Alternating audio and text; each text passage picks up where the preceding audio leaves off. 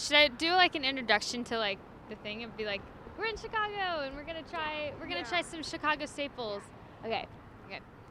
We're in Chicago and we are gonna go around and try some of the Chicago staples, some of the things that Chicago is known for as far as food is concerned. So we're gonna get some deep dish pizza, we're gonna get some Stan's Donuts, Garrett's popcorn, and we're gonna walk around and show you the city. I don't know. You know what we could also do is that we could also,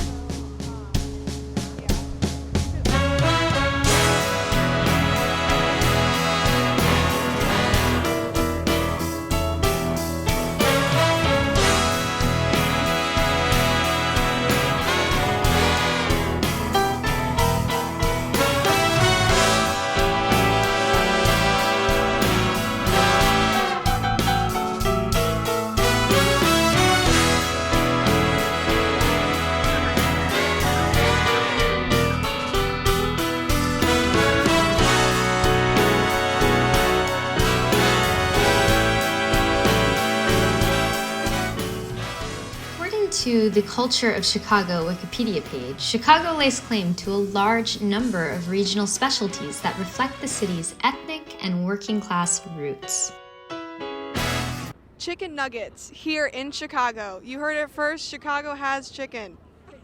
We are not deficit of chicken, people. That's it. Chicken in a truck. Besides the truck chicken, when it comes to cuisine, Chicago has it right. How do you live somewhere for 3-4 years and never fully appreciate the food scene here in the Windy City? That was the predicament we were in. We're Molly, Brooke, and Kelly, and we study film right here in Illinois. And like anyone, we also love good food. Communion, the practice of sitting down and sharing with one another and enjoying a meal together, is a universal binding agent. Cross-culturally, food brings us together. And every culture, every tradition is represented in the city of Chicago. You know, we're definitely foodies in Chicago. It's, you know, something, that's what we do Friday, Saturday, Sunday. That's our going out. It's definitely going to restaurants, trying new things, experiencing new things. So it's super important.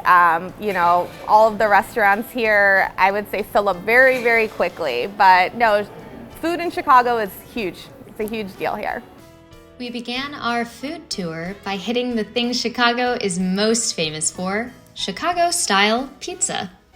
We're outside Gino's East. This is a staple in Chicago. It's one of the primary places that serves the Chicago-style pizza, which is one of the things Chicago is famous for. So that's the deep dish pizza. And Gino's East is special to me. I grew up coming here every time we'd visit Chicago. There's a long generational just history.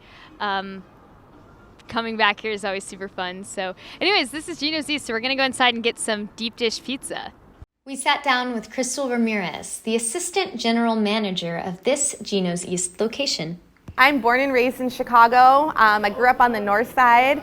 So food has always, you know, been big to me, big to my family. So working in the restaurant industry, you know, I love it. You know, you really got to have a passion for it to work in the restaurant industry. And working at Gino's is awesome. So 162 East Superior, this is our flagship location.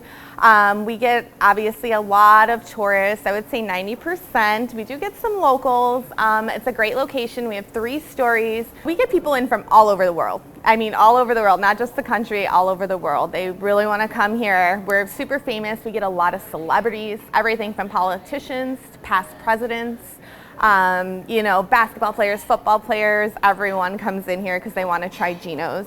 And then, you know, in the summer, we usually have a line that can go up to Michigan Avenue. So sometimes, you know, the wait can be a little long, but it's always worth it, always worth it. And, you know, I would say on a daily basis, I can see anywhere from 100 to 300-400 different people come in and out. We do cater to families, so we get a lot of large families here. It's a really great environment to come into. So we do get a lot of locals in here, especially we are located next to Northwestern Hospital, so we get a lot of their staff in here. Just a lot of people that work in the downtown area. They'll stop in for happy hour, you know, a quick bite to eat. But we do obviously cater to our locals as well. We want them, to come back all the time, which they always do. So yeah, I would say it's a good mix. But yeah, we do cater mostly, to people coming out of town and wanting to try the deep dish that you can't find anywhere else in the world. We're about to be served our Chicago-style deep dish pizza. We're really excited about it. We went with the Supreme, which is kind of what they're famous for, and we also went with a recommendation. So we're gonna see what all the fuss is about. This is what Gino's East is famous for. So this is the Chicago tradition. So Chicago-style pizza is basically like a pie. It's layered. So you start with the dough, you have the cheese, and then any ingredients you're gonna put over the cheese, and then sauce is always on top. Always pie cut, always should come out piping hot. It's pretty thick, and it's very filling. I would say we are a staple in Chicago for deep dish pizza. We've been around since 1966. So we're not the original, but one of the originals here in Chicago. How it got started, kind of a funny story. 2 taxi drivers actually started it.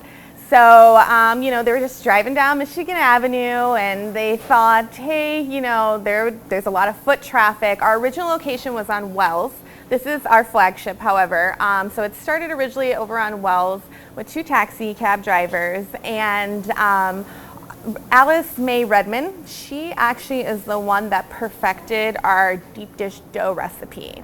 We actually got her from a competing deep dish place in downtown, and she created a special dough conditioner that obviously is only found here. Instead of hand tossing and kind of throwing around the dough, she slowed down the cooking process. She patted it out and panned it out, and that created our famous cornmeal crust that we have today.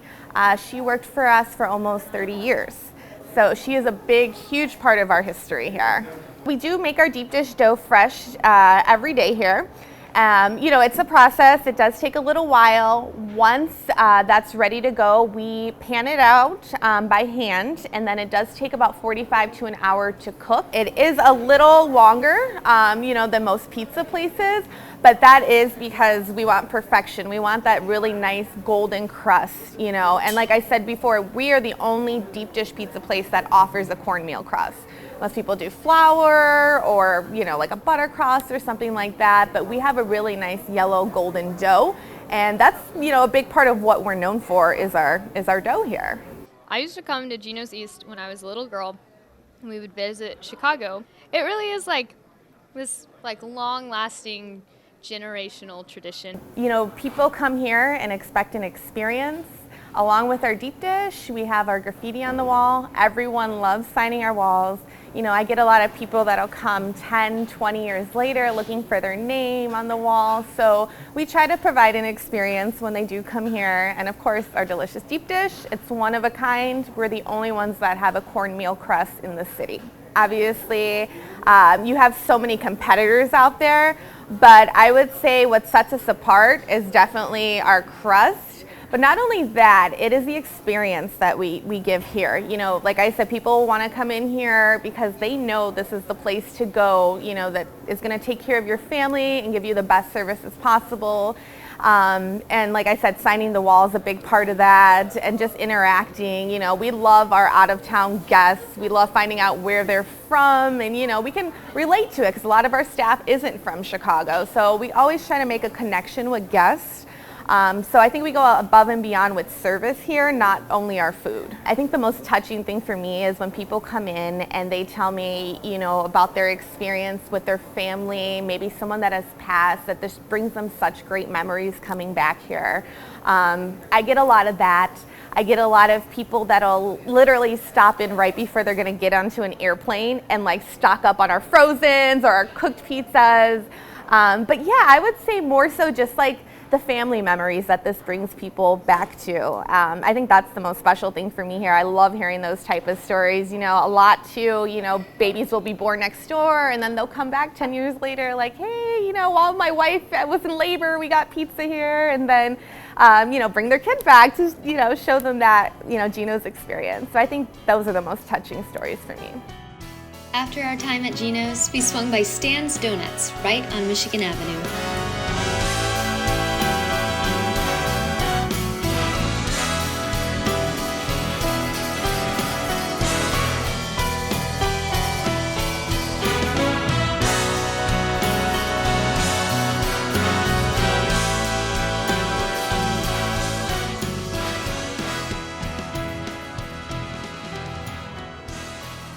We are currently standing in front of the bean.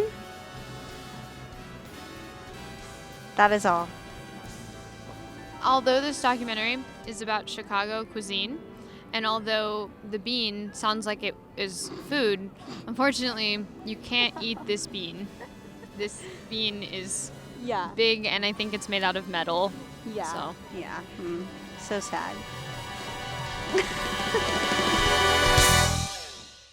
I need coffee. I think we all need to get coffee. So let's get coffee! We're currently standing outside of A Sip of Hope, which while researching, I was immediately intrigued by this store. They're founded to focus entirely on mental health, and 100% of their proceeds actually go to suicide prevention, which I just thought was super cool. And they really just wanted to be a beacon of hope and a safe space for the community. So let's go check it out.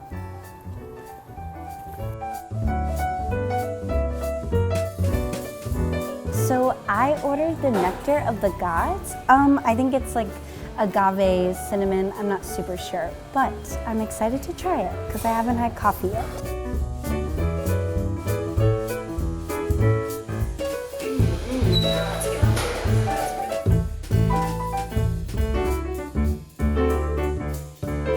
Coffee has always been a super big thing for me. I think I literally need it to get out of bed in the morning and to survive throughout the day.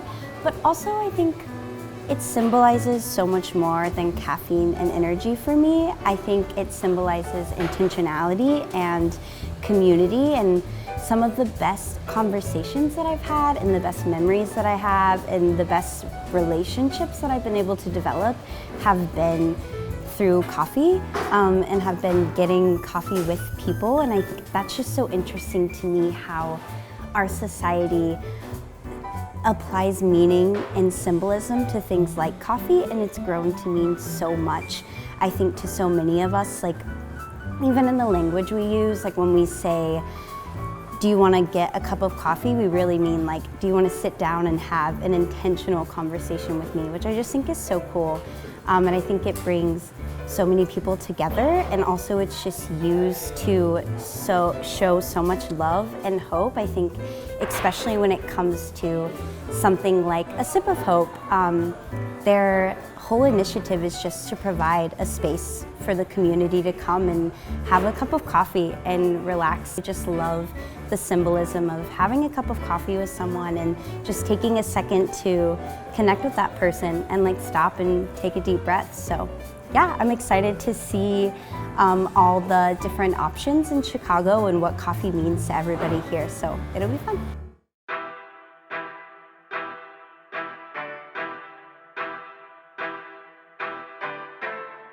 We are currently at Aromo Cafe. I'm excited to try it. I got the coconut caramel latte, which is amazing because two of my favorite flavors are coconut and caramel. So I'm gonna try it.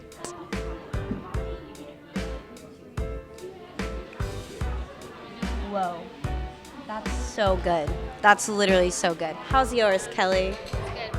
I got a pecan latte, and it's literally amazing. This might be one of my favorite cups of coffee from so far that we've tried. So. Good choice, good choice. Yeah, I think this might be one of my favorites too.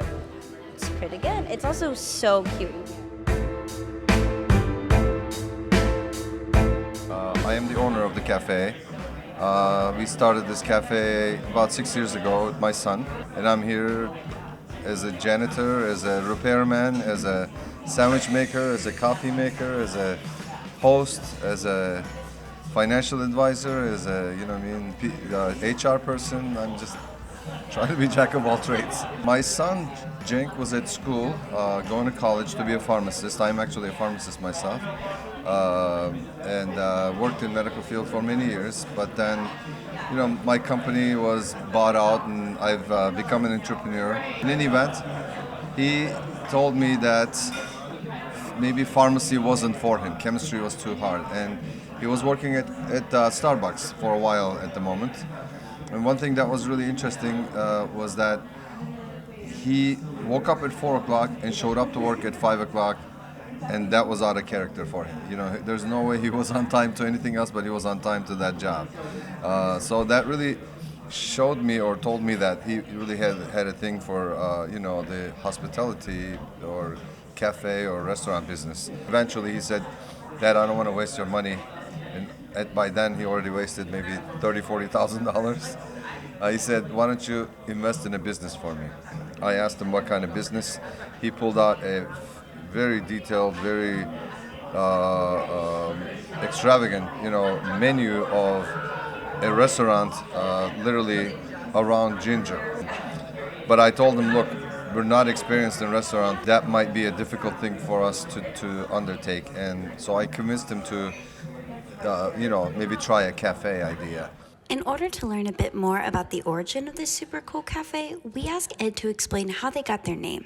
I mean, I'm Turkish, so, you know, I'm not sure if you know the history, but the journey of coffee starts in Africa. In Oromia, the legend has it that there was a goat herder, some shepherd person, and he was watching his goats eat these fruits, and they were becoming super jumpy. The shepherd's name was Kaldi.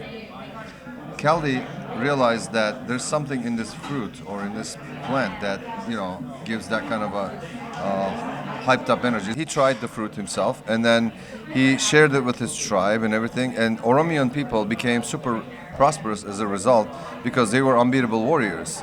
They would eat this stuff and become super energized, and that gave him a lot of strength, and as a result they dominated the area for a while. Coffee, which is coming from a word cafe, which means pleasure in Arabic. So the coffee name come from there, and there's actually a city called Cafe in there. It became a commodity, so they started trading it to India. The Genoans came and you know, started trading this. But what they were doing back then was they were crushing, you know, the beans and putting them into bread, or they were boiling it and drinking the soup out of it. Eventually, in middle of the 1500s, 1550 or so, the area got invaded by the Turks, the Seljuk Turks and then Ottoman Turks. And then the governor of the area, Özdemir Pasha, takes the coffee beans and sends it to Istanbul. Gourmet chefs in the Sultan's palace took the coffee beans and they roasted them and they pulverized them and they created this device called jezve, which you can see hanging on the wall over there, and made a beverage out of coffee, first time in history. And eventually first coffee shops opened up in the world over there in Istanbul. And if you research, you'll find out coffee played a significant role in the lives of some of the very, very famous composers like Mozart, Beethoven. They have a huge love and devotion to coffee, and they've written some of their masterpieces with the effect of coffee. So we think that coffee is a world commodity, and pretty much every country around the world did something, every nation loves coffee, did something to make coffee what it is today. You know, as you can obviously appreciate, the Italians developed espresso machine, and there's the methods, French press, and all these different ways of making coffee, siphon from Germany. There's a lot of different, Vietnamese coffee, you know, Swedish coffee, Argentinian coffee, Moroccan coffee. There are so many different ways of making coffee, which makes coffee what it is today, the most beloved beverage of all time. The coffee passion, which was in me, I had this idea of a coffee shop where we were going to serve coffee from around the world. Because everywhere you went, you get espresso, cappuccino, latte, you know, but same stuff, you know what I mean? Nothing different. So we came up with a lot of vegan, gluten-free options for food. Our coffee is harvested, and we don't necessarily roast it ourselves, but we have a roaster that have a very strong devotion to these kind of principles. Coffee is big everywhere, you know, in every major city, in London, in Tokyo. Maybe in Tokyo it might be tea, but this area, people definitely like the multicultural coffee experience where people enjoy getting served an elevated beverage, you know, with some thought and some sophistication put into it. That was the coolest interview ever. I definitely wasn't expecting that. There was so much I didn't know about the history of coffee and just like how important it can be to different cultures and to learning about different cultures. And also he was just the coolest person ever, and their shop was so pretty, and they had so many different types of coffee. And yeah, that was just a really, really cool experience. The next stop was Chinatown. Formed from immigrants who faced an abundance of discrimination to celebration of their culture, Chinatown now emulates a wide variety of Asian American culture and cuisine options for everyone to enjoy. Being an Asian American myself, I was intrigued to explore the town and dig into some of the Chinese and Asian classics that are stored away in this wonderful, influential place. I'm really excited, and I think that Chinatown has a wide variety of opportunities for folks who maybe, one, are interested in Asian American culture, two, are really interested in understanding different cultures, different foods, different ways of living.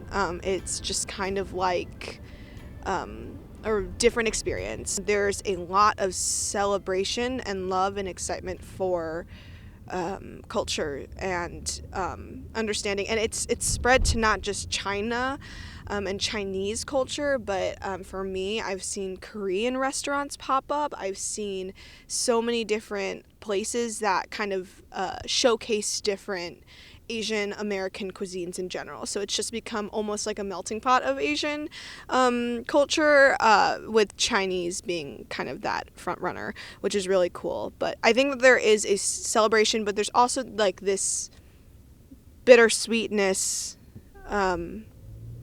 of discrimination within American history, which is difficult and hard, but I think that it is now a place of really cool wonder and understanding how our world just isn't viewed in one way, and it allows for us to see it. And I think that that's awesome. And for me, growing up as an Asian American woman who was adopted in a predominantly white community and society, I struggled a lot with understanding where I could fit in, because I didn't a lot of places. And so I think when I discovered through growing up and maturing, but also realizing that there are hidden pockets like Chinatown where people like us and our culture and our way of living is accepted, it became a much more sweeter and happier thing for me that I am an Asian American. So, yeah. So we are at Bonchon. Don't quote me on that pronunciation, but it is a Korean cuisine restaurant here in Chinatown that serves fried chicken. I got the chicken katsu. I'm very excited. Kelly got the half and half boneless wings, and Brooke got the spicy chicken bibimbap with a side of kimchi as well. We're very excited. This is specifically really cool because this is one of the handful of Korean cuisine places and restaurants down here, which is really close to my heart. And it's really exciting that we get to eat here and enjoy some food and some good company. My food is making a sound. It's like popping and sizzling. Here, we'll let you guys hear. Put it like really close. Okay. Do you think it's getting it? Okay, that's so funny. I'm so excited. This looks so good. After a wonderful meal, the only way to wash down Korean barbecue was none other than boba. We just got out of going to Joy Plus, which is a boba ice cream, just treats kind of shop, and we got boba. Obviously, we couldn't resist. I got a strawberry milk tea with tapioca, which is so amazing. Boba is one of a staple classics within Asian American culture, specifically Chinese culture, and so we couldn't resist going to a shop and getting some really, really delicious boba. So, yeah.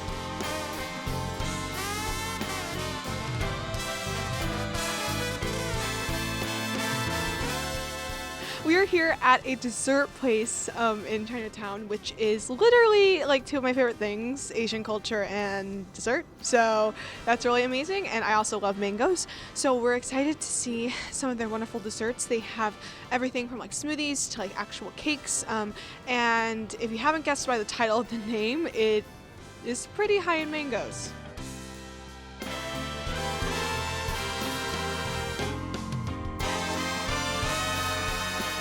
When I was growing up, I had a lot of frozen mango for my desserts. And so I just think it's a really cool tie to who I am and my obsession with mango and everything. It was kind of ironic that I was able to fall upon this dessert place and find something like it.